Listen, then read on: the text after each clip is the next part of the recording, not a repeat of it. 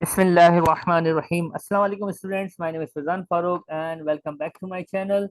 In today's video, we are going to solve Kaplan revision kit for chapter number 2, Business Organization and Structure for F1 or Business and Technology.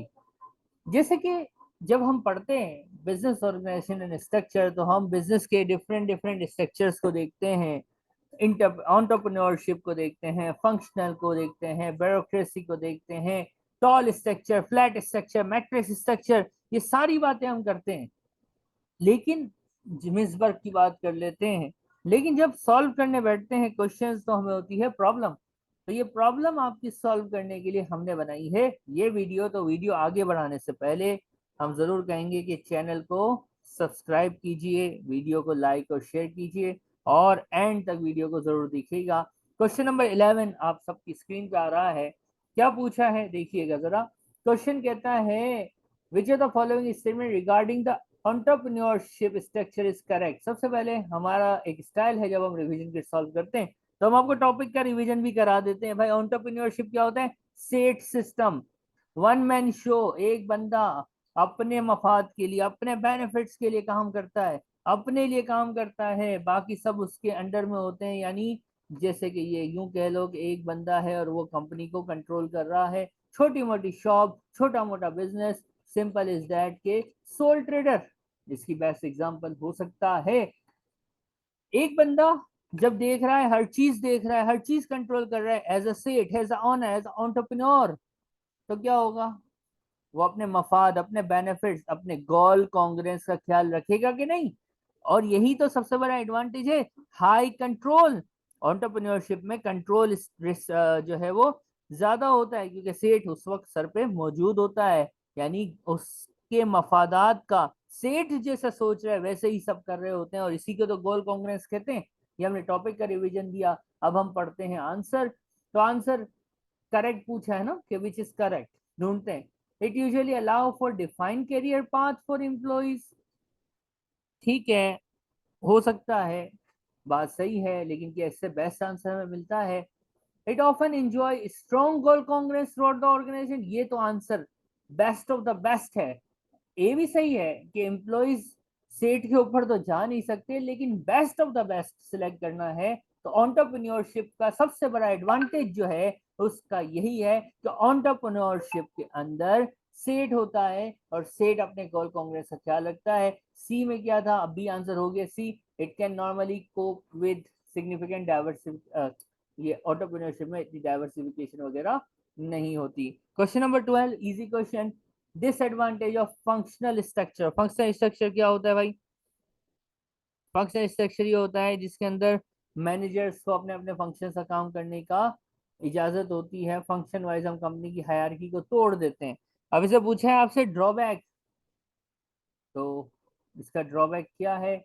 इसका drawback ये है कि जो manager होता है ना अपने फंक्शन का, वो अपने आप को बदमाश समझने लगता है, अपने आप को ऑनर समझने लगता है। हालांकि he is responsible for one function, but वो अपने आप को इस फंक्शन, इस किंगडम का किंग समझने लगता है।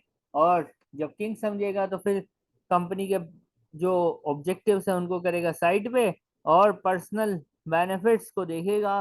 तो डेट्स वाई एम्पायर बिल्डिंग कर जाता है और खुद जो है वो बादशाह बन जाता है। ऐसा आमतौर पर ऑर्गेनाइजेशन में होता है जहाँ पे स्ट्रिक्ट कंट्रोल नहीं होता, डिविजन्स या रीजन्स या एरियाज मैनेजर पे ब्लाइंड ट्रस्ट कर लिया जाता है, तो फिर वो अपने किंगडम का, अपने रीजन का, अपने फंक्शन का एक किंग बना बैठा है।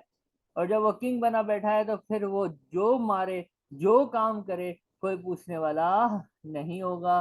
तो it's a drawback of functional structure that he is going to build his own kingdom और एम्पायर बिल्डिंग।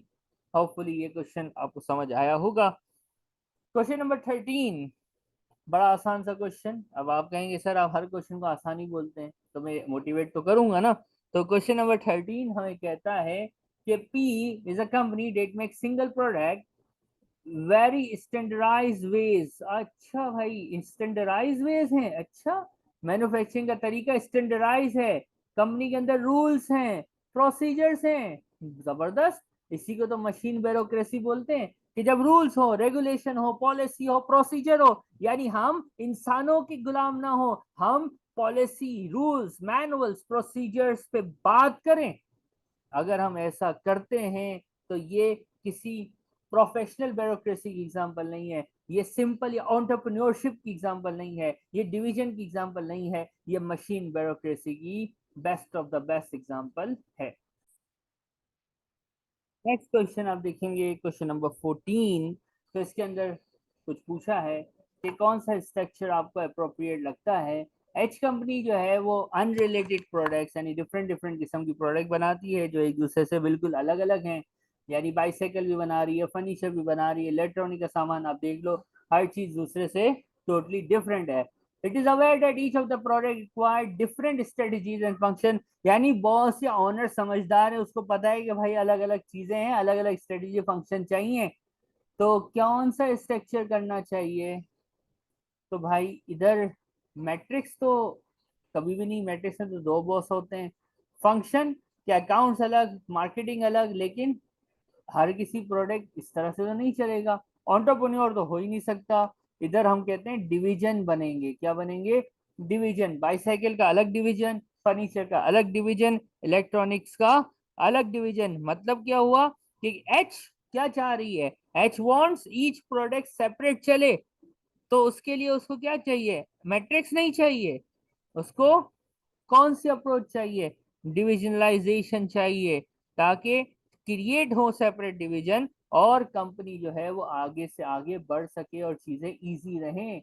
नेक्स्ट क्वेश्चन है पी। इसके अंदर आप देखेंगे मिन्सबर्ग लिखा हुआ है, तो मिन्सबर्ग जब भी आता है तो स्ट्रेटेजिकल, मिडल लाइन या टेक्टिकल और ऑपरेशनल, एसएमओ हमारे जहन में आता है। और इसी तरह का हमने जब हम पढ़ाते हैं तो ये एक टेबल होता है, यहाँ पे strategic, middle line, operational, support staff और टेक्नोलॉजी, इस तरह से पढ़ रहे होते हैं। उम्मीद है आप लोग हैंडआउट या बुक्स पढ़ते होंगे।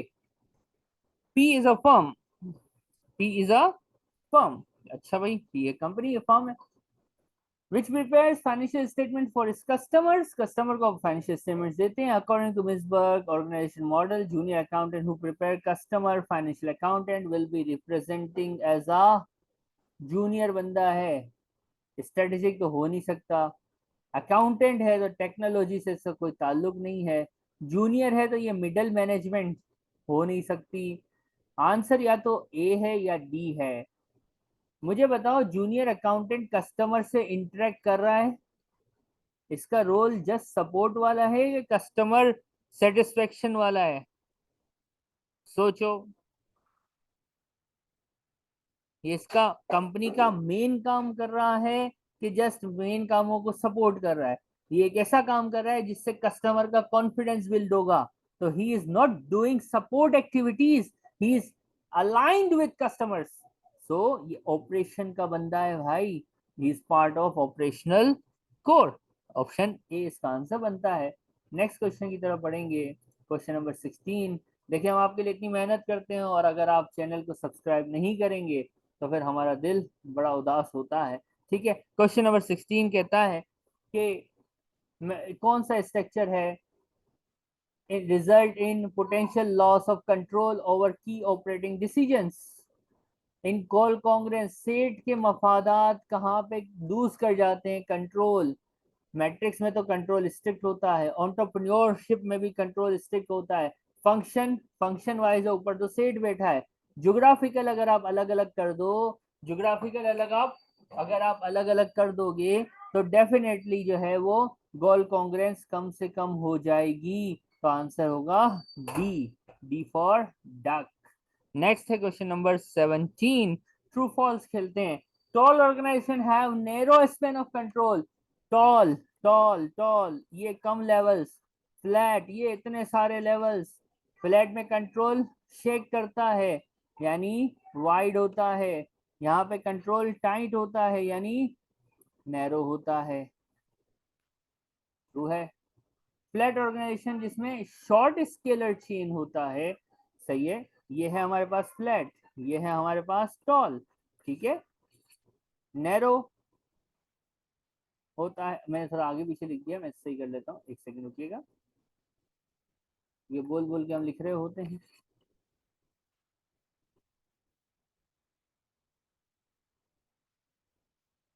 ये हमने सही कर दिया। टॉल में नैरो और फ्लैट में wide.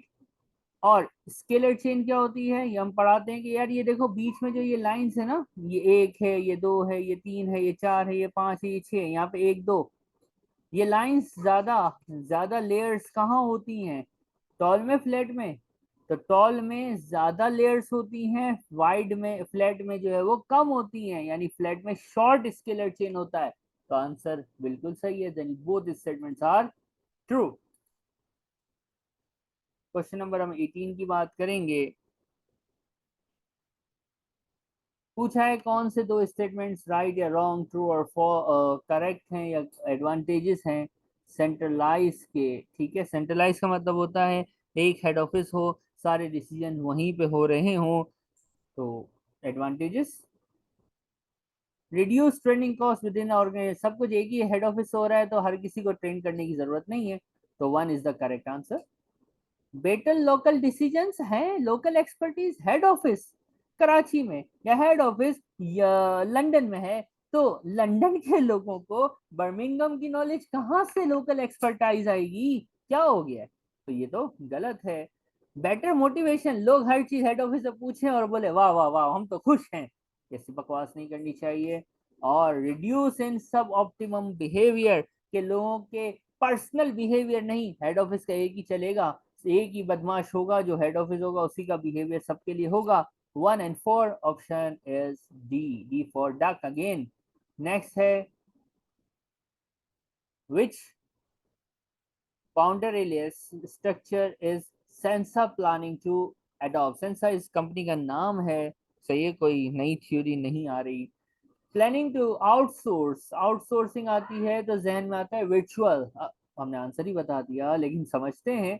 Outsource all is function to third party supplier, or even those that it feel are core activities which give the company competitive edge in the market।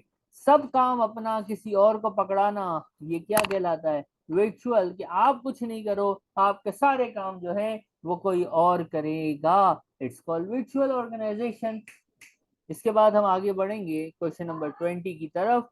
Question 20, सेंडा company का नाम again है, manufacturer है, गाड़ियां बनाता है। ठीक है, आपने बताना है structural concept, does Sandra plan most closely match, Sandra ने एक प्लान बनाया, आप बताएंगे कौन सा ऑप्शन है।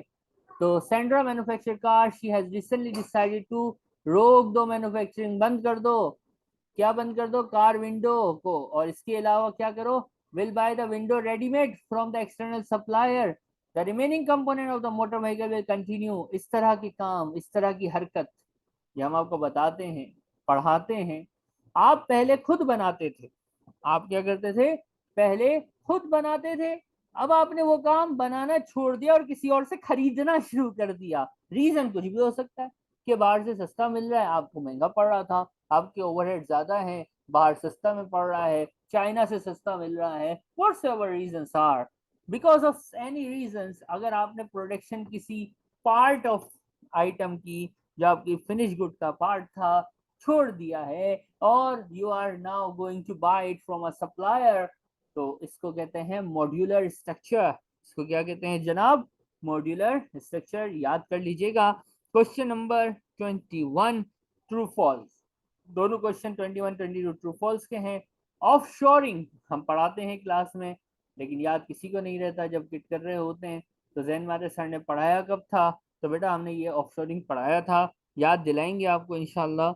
कहता है offshoring refers to the transfer of existing staff member to other countries with lower wage है। ऑफशोरिंग का मतलब क्या था, दूसरे कंट्रीज में ऑपरेशंस किसी और जरिए से घुमाओ। इससे हम एग्जांपल देते हैं आपको पनामा की, अब डिटेल में ये यूट्यूब की वीडियो है तो हम नहीं जाएंगे। तो ऑफशोरिंग,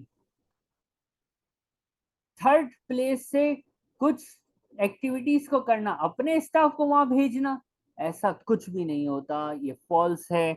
अगर मैं आपको इसका और डिटेल बताऊं तो क्या हो सकती है कि ऑफशोरिंग जो है ना, वो involves the transfer of a function, क्या होता है, transfer of a function of an organisation on an overseas location to reduce running cost. Staff member को मूव नहीं, फंक्शन को मूव करना। डेफिनेशन में वर्ड है फंक्शन को मूव करना। आपको सिर्फ फंक्शन जाएगा तो स्टाफ भी तो जाएगा बाबा। अपने स्टाफ को मूव करेंगे तो फायदा ही क्या हुआ। वहां का स्टाफ लेना है, चाइनीज स्टाफ लेना है, पनामा का स्टाफ लेना है, अपना फंक्शन उधर उधर मूव कर देना है ताकि कॉस्ट कम हो। हमारे बच्चे हमारे स्टाफ मेंबर ही जाएंगे तो उतनी सैलरी लेंगे, लोअर वेज कहाँ से आया। ठीक है, अपने एग्जिस्टिंग को मूव नहीं कराते, वहीं की लेबर पकड़ते हैं। बात उम्मीद है समझ आई होगी। 22 adopting a shared service approach refers to the centralization of an internal service within the organization. The operations of the internal service will be unaffected. Shared service मतलब एक जगह है, इसमें 4 रूम है।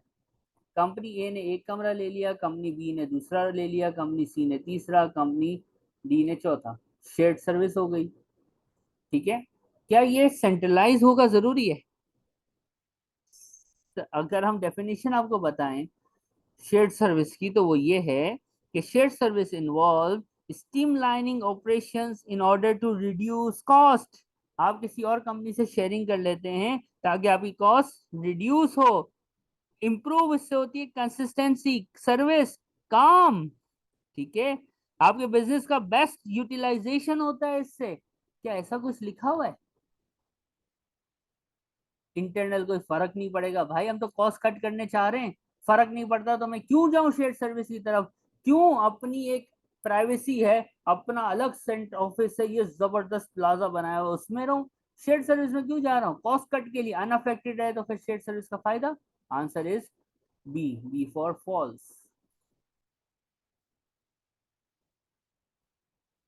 नेक्स्ट है question number 23। Which level of strategic planning would this decision relate to. कोई decision बता रहा है और पूछ रहा है भाई 23 के अंदर कि ये कौन सा डिसीजन है। तो कंपनी करंटली मेटल ट्यूबिंग बनाती है, डिसाइड कर रहे हैं कि न्यू मैन्युफैक्चरिंग प्लांट लगाएंगे एक अलग कंट्री में। मेरे भाई मेरे दोस्त, नए कंट्री में नया काम करना, ये सपोर्ट स्टाफ सोचेगा, ये ऑपरेशन सोचेगा, ये टेक्निकल सोचेगा, कौन सोचेगा। सर ये तो बड़े सोचेंगे, लॉन्ग टर्म वाले लोग, स्ट्रेटेजिक प्लानिंग वाले लोग। Answer is B. नेक्स्ट है according to Anthony triangle there are 3 levels of planning within an organisation.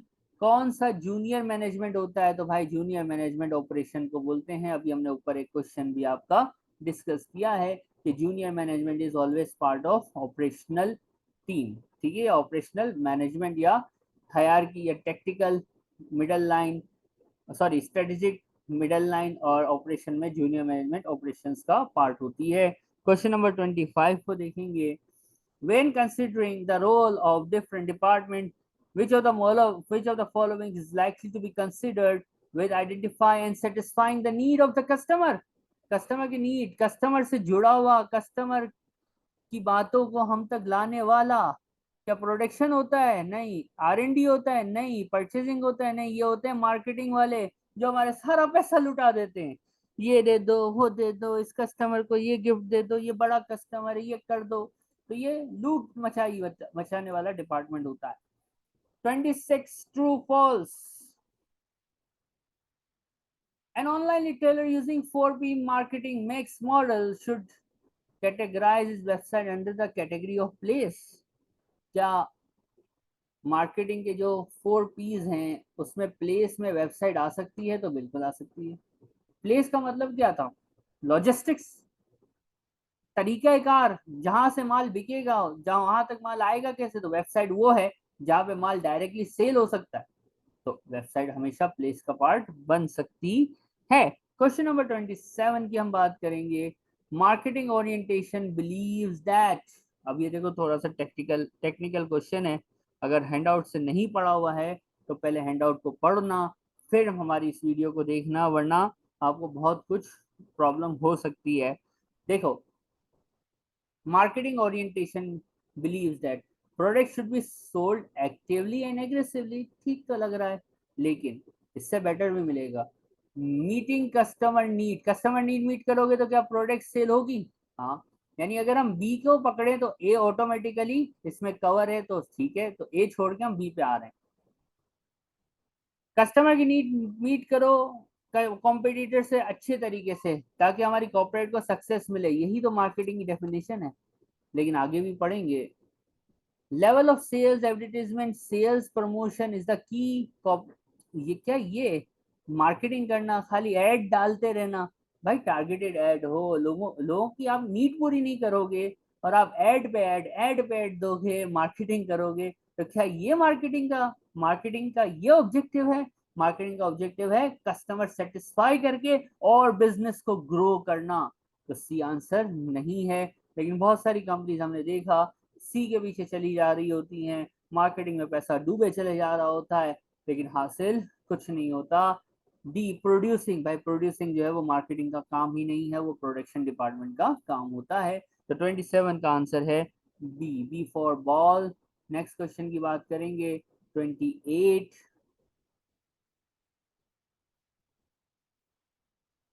कहते हैं the use of basic rather than an extended marketing mix is more appropriate when a company अब हम इसको detail में पढ़ेंगे। Directly interact with consumer such as supermarket, नहीं। देखो आपको मैं याद दिलाऊं, एक्सटेंडेड मार्केटिंग मिक्स कहाँ पे यूज हो सकता था? जब हम डायरेक्ट सेल नहीं इनडायरेक्ट सेल करते हो। जब हम डायरेक्ट नहीं इनडायरेक्ट सेल करते हो तब आप एक्सटेंडेड मार्केटिंग मिक्स की बात करते हैं। ए में क्या है, directly interacted with consumer, direct sale में एक्सटेंडेड मार्केटिंग मिक्स नहीं होता। सी देखो, टेलीकम्युनिकेशन सर्विस, ये भी डायरेक्ट सर्विस है। खर्चे कम करना, ये तो कोई बात ही नहीं है। बी को समझना, क्योंकि आंसर है marketing of computer component then sold to an intermediary, यानी कोई थर्ड पर्सन है, हम हैं यहाँ पे, हम हैं, हमारी कंपनी है, यहाँ कोई थर्ड पर्सन है, और इसके बाद आगे जो है वो ये मार्केट है, ये कस्टमर है। हम इंटरमीडिएटरीज को दे रहे हैं और ये रीजन हमने बांट दिए होंगे, ये तेरा रीजन, ये तेरा रीजन। तो जब इस तरह का सेटअप होगा, इस तरह का सेटअप होगा, आपकी कंपनी यहाँ पे, जब इस तरह का सेटअप होगा तो देन डेफिनेटली हम जो है वो एक्सटेंडेड मार्केटिंग में जाएंगे, जो कि क्वेश्चन नंबर 28 बनता है। ओ सॉरी, 28 का बी आंसर बनता है। जी स्टूडेंट्स, क्वेश्चन नंबर 29, बड़ा जबरदस्त क्वेश्चन। अक्सर बच्चे करते हैं गलती। मार्केटिंग मिक्स का कौन सी चीज पार्ट नहीं है? तो मार्केटिंग मिक्स जो नॉर्मल होता है वो होते हैं 4 पीस। क्या होते हैं वो? प्रोडक्ट लिख देते हैं हम, प्लेस, प्रमोशन, और चौथा भी याद आ रहा है, प्राइस। वेरी गुड, उम्मीद है याद आ रहा होगा। इसके अलावा जब हम एक्सटेंडेड मार्केटिंग मिक्स की बात करते हैं तो उसके अंदर आ जाता है पीपल, उसके अंदर आ जाता है प्रोसेसेस, और उसके अंदर एक और चीज आती है, फिजिकल एविडेंस। ठीक है, यानी मार्केटिंग मिक्स का ये जो एक्सटेंडेड वर्जन है, जो इंटरमीडिएटरीज हो तो हम फॉलो कर रहे होते हैं, उसमें पीपल, प्रोसेस और फिजिकल एविडेंस आता है। और जो नॉर्मल मार्केटिंग मिक्स है बाय डिफॉल्ट उसमें 4 Ps, product, place, promotion and price आ रहा होता है। तो पीपल आता है, प्रमोशन आता है, फिजिकल एविडेंस आता है, तो क्या नहीं आता? पब्लिक रिलेशन, डी नहीं आता। तो आंसर डी है, जिसको याद हो उसके लिए बड़ा आसान है। इसके बाद आता है क्वेश्चन नंबर 30। कहता है when element of the marketing what element of the marketing mix of the following situation concerned with product से लिंक है कि प्लेस से लिंक है? situations हैं। पहली, a company manufactures and sells games, board games. It is currently considering the packing, quality, design of the game. ये तो simple product की बात कर रहा है, सही है। गेम की डिजाइन, क्वालिटी, प्रोडक्ट की बात कर रहा है। की डिसीजन क्या के whether to sell directly to consumer और इनडायरेक्टली थ्रू इंटरमीडिएटरी, यानी नॉर्मल मार्केटिंग मिक्स यूज करना है कि एक्सटेंडेड मार्केटिंग मिक्स यूज करना है? क्यों? ताकि लोगों को चीजें पहुंचाएं कैसे, वेदर टू सेल कहाँ बेचें, प्लेस की बात हो रही है। आसान से क्वेश्चन है, समझ में आए तो, इसलिए हम वीडियोस बना बना के आपको देते हैं। लेकिन फिर भी बहुत सारे स्टूडेंट्स देखते हैं लेकिन चैनल को ना सब्सक्राइब करते हैं ना वीडियो को लाइक करते हैं। तो ऐसा नहीं करो यार, ठीक है। क्वेश्चन नंबर 31 की हम बात करेंगे। Business is planning to launch a new product. It plans to sell this product in Europe and America, but will charge more in America क्योंकि अमेरिका का कस्टमर लगता है कि अमीर है, इसलिए वो ज्यादा पैसे दे देगा। इस तरह की स्ट्रेटेजी को प्राइस डिस्क्रिमिनेशन बोलते हैं। एरिया वाइज अलग अलग price banana is called price discrimination. अमीरों को डिफेंस पोश एरियाज में महंगा बेचो, प्राइस डिस्क्रिमिनेट करो, क्या हो गया, मसला थोड़ी है। इसके बाद होता है printers are available to buy very cheaply however the cartridge is required to, यानी प्रोडक्ट सस्ती है, उसके कंज्यूमेबल्स महंगे हैं। इसको कहते हैं कैप्टिव प्रोडक्ट प्राइसिंग, कि आप अपनी ओरिजिनल प्रोडक्ट सस्ते में दे दो और उसे कंज्यूमर इतने महंगे बेचो, कमाओ उसमें। मेन प्रोडक्ट में लॉस करो, मेन प्रोडक्ट में सस्ता बेचो, ब्रेक इवन में बेचो, उससे कंज्यूमर्स कंज्यूमेबल्स में कमाओ। इसको क्या बोलते हैं, captive product pricing. Option C होगा। नेक्स्ट 2 क्वेश्चन रह गए और हमारा ये चैप्टर कंप्लीट होगा। कहता है क्वेश्चन नंबर 33 में, at which stage of the strategic marketing process will the organization have to segment its marketing? कौन से स्टेज पे, तो चॉइस का स्टेज है। ये याद करना है कि कब कंपनी डिसाइड करती है कि कहाँ पे चीज बेचनी है, कब बेचनी है, किस मार्केट के किस सेगमेंट में बेचनी है, तो इसको कहते हैं चॉइस। इसको क्या कहते हैं, चॉइस। यानी segmentation would occur at the strategic choice stage. At this enables the organization to target attractive sectors या sections of the market. I hope I am clear in that. Question number 34, correct order बताना है। Promotion is about encouraging customer to buy the organization product और service, definition बताई है। अब handout खोलेंगे, promotion के अंदर 4 बातें लिखी हैं, उसकी सेटिंग हम बताते हैं क्लास में। आइडा मॉडल, क्या बताते हैं, आइडा मॉडल। आइडा मॉडल किसी को याद है, A for action, A for, sorry, पहला ए जो है ये एक्शन का नहीं है, देखो मैं भी जल्दी में गलत बोल गया। पहला ए जो है वो है अवेयरनेस, लास्ट ए जो है वो है एक्शन। अब आंसर ढूंढना है, अवेयरनेस एक्शन हो गया, आई फॉर होगा इंटरेस्ट और डी फॉर होगा डिजायर। ऑप्शन ढूंढना पड़ेगा।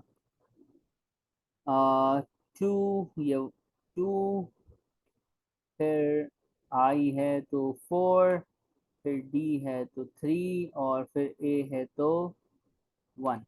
2 4 3 1, 2 4 3 1, I guess option A is the correct answer. इसके साथ चैप्टर 2 की रिवीजन किट हमारी कंप्लीट होती है। वीडियो अच्छी लगी है तो अपने दूसरे स्टूडेंट्स फ्रेंड्स के साथ ज़रूर शेयर कीजिएगा। बड़ी मेहनत होती है ये वीडियोस बनाने में, तो प्लीज़ लाइक शेयर सब्सक्राइब ज़रूर कीजिएगा। इंशाल्लाह मिलते हैं चैप्टर 3 की वीडियो के साथ, यानी organisation culture and business. Till then, अल्लाह हाफिज़।